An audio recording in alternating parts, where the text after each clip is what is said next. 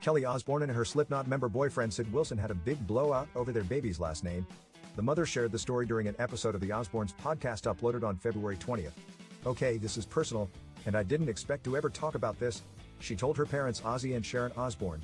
"The biggest fight me and my baby's father have ever had, and probably ever will, was over naming our son." Wilson had a more traditional approach to surnames while Kelly wanted her own lineage preserved. "I wanted our son to have both of our last names, and he wouldn't let me," she said. "And we had a huge fight. I feel that I was forced into doing something I didn't want to do. And I can never, ever forgive him for that. But we can move on." Kelly added that a legal name change is imminent. "So right now my son doesn't have a double-barreled last name," she said. "But after lots of eye-opening conversations and some couples therapy, he has seen the light. And we are going to legally change our son's name to have both of our last names. We both made our child. So they should have both of our last names. Not one is more important than the other." The mother also provided some insight into Wilson's background. "You have to remember, Sid comes from a really traditional English family," she said. "Although the turntablist hails from Iowa, like the rest of Slipknot's early lineup, both of his parents are from the UK." Kelly added that her beau wants to create a long line of Sid Wilsons.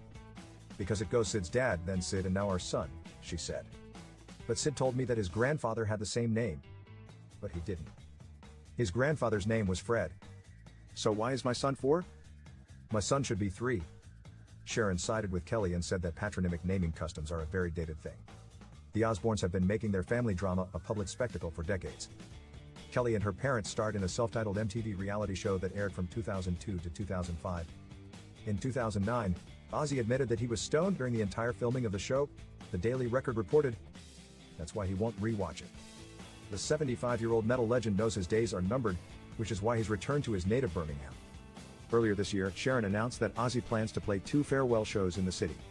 "He won't tour again, but we are planning on doing 2 more shows to say goodbye, as he feels like I have never said goodbye to my fans and I want to say goodbye properly," she said, according to the Mirror.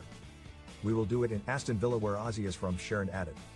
"His voice is still absolutely perfect. And all the time he has been off, he still does his singing lessons, so his voice is perfect. And he can joke, yeah." Sharon didn't try to temper expectations. "He has all these melodies in his head," she said. "Even if you don't like his music, you can't not like Ozzy. He just draws you in."